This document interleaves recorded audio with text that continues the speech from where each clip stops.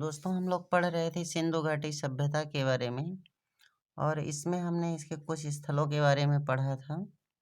अब आगे हम लोग उसको पढ़ेंगे। जैसे इसमें दिया है राखी गढ़ी किस नदी के तट पर स्थित है, तो सिंधु घाटी सभ्यता का ये एक स्थल है। राखी गढ़ी हरियाणा के हिसार जिले में घग्घर नदी के तट पर है। ठीक है, इसकी खोज सूरजभान ने की थी। यह भारत में स्थित सबसे बड़ा स्थल है, इस बात को ध्यान रखना है। ठीक है, और अगला है यहाँ से तांबे के उपकरण मिले हैं। चनहूदड़ों की खोज किसने किया, तो यह पाकिस्तान के सिंध प्रांत में है। यह सिंधु नदी के बाएं तट पर है। इसकी खोज अर्नेस्ट मैके ने किया। ठीक है, और मजूमदार ने। यहाँ से मनके बनाने का कारखाना प्राप्त हुआ। मन का मतलब एक प्रकार का, ऐसे हम कहते हैं जो माला बनाते हैं उसकी जो मोतियां होती हैं उसको। बनावली किस नदी के तट पर है, तो यह हरियाणा के हिसार जिले में सरस्वती नदी के तट पर है। यहाँ से मिट्टी के हल की प्राप्ति हुई है। ठीक है। फिर अगला हमारा क्वेश्चन है रोपण। रोपण किस राज्य में है, तो रोपण पंजाब राज्य में है और यहाँ पे क्या है, रूपनगर जिले में स्थित है। यह सतलज नदी के तट पर है। यहाँ से तांबे की कुल्हाड़ी प्राप्त हुई है। इसके खोजकर्ता यज्ञदत्त शर्मा है।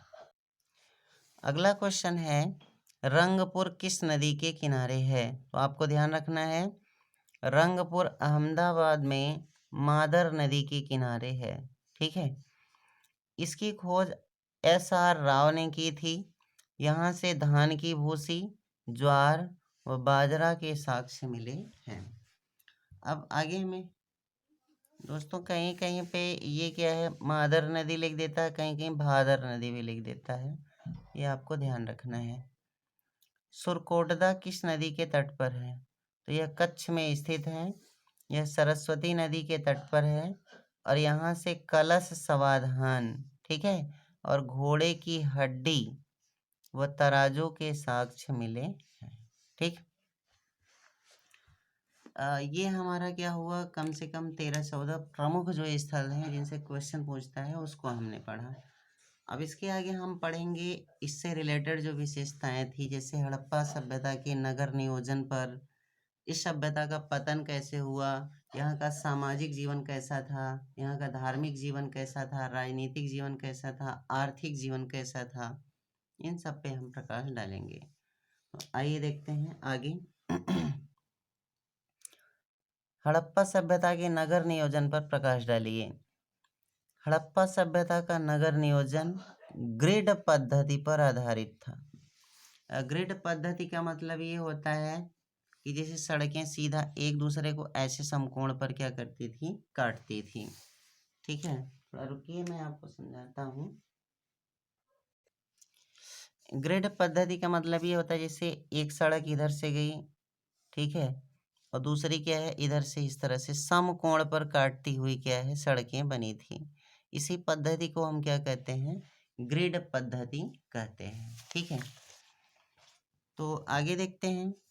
यहाँ पर सड़कें एक दूसरे को समकोण पर काटती थी। ठीक है, सड़कों के बगल जल निकासी की उत्तम व्यवस्था थी। नगर के 2 भाग थे, पूर्वी भाग व पश्चिमी भाग।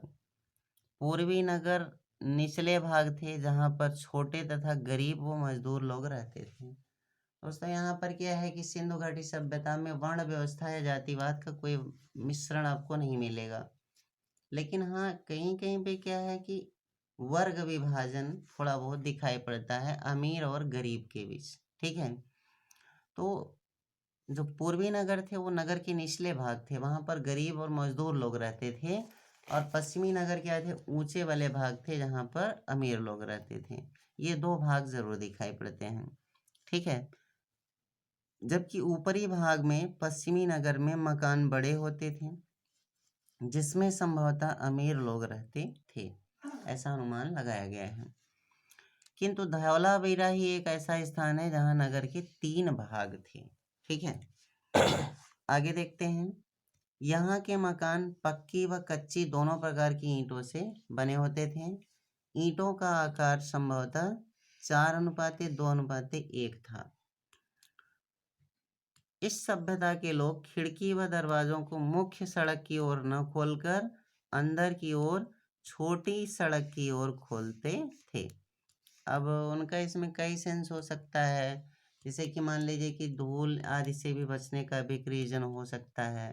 ठीक है, इस तरह की चीजें वहां पे हम कर सकते हैं। इस सभ्यता में हर घर में लगभग कुएं पाए गए हैं। भवनों के पास से पतली नाली और नाली से पानी मुख्य नाली में जाता था। मतलब बड़ी नाली में छोटी छोटी नालियों से पानी जाता था और मुख्य नाली शहर के बाहर जाती थी। और धौलावीरा से लकड़ी की नाली भी प्राप्त हुई है। मतलब कितनी उन्नत व्यवस्था थी। हर घर में कुएं माने पानी की सुविधा और पानियों के निकास की उत्तम व्यवस्था और छोटी छोटी नालियों से पानी मुख्य नाली, और मुख्य नाली कहाँ आती थी? शहर के बाहर, ताकि सभी चीजें क्या हो? प्रदूषण से मुक्त हो। ठीक है, ये अब इसके बाद हमारा अगला क्वेश्चन क्या होता है? सिंधु सभ्यता का पतन कैसे हुआ? तो आपको याद रखना है, अर्नेस्ट मैके के अनुसार इस सभ्यता का पतन बाढ़ से हुआ। यह मत सर्वाधिक मान्य भी है। जो अर्नेस्ट मैके थे, उन्होंने यह बात दिया कि सिंधु सभ्यता का पतन कैसे हुआ? तो इस सभ्यता का पतन बाढ़ से हुआ, उन्होंने यह बात कही। यह मत सर्वाधिक मान्य भी है। चाइल्ड एवं मैके के अनुसार, ठीक है, इस सभ्यता का पतन विदेशी आक्रमण से हुआ, जबकि फेयर सर्विस के अनुसार यह माना जाता है कि इस सभ्यता का पतन पारिस्थितिकीय असंतुलन के कारण हुआ। मतलब जलवायु परिवर्तन के कारण हुआ। लेकिन सर्वाधिक मान्य तथ्य क्या है? कि इस सभ्यता का पतन बाढ़ से हुआ था। तो ये आज का हमारा हुआ वीडियो, और वीडियो सुनने और देखने के लिए बहुत बहुत धन्यवाद। इसका लास्ट पार्ट आएगा कल। नमस्कार, धन्यवाद।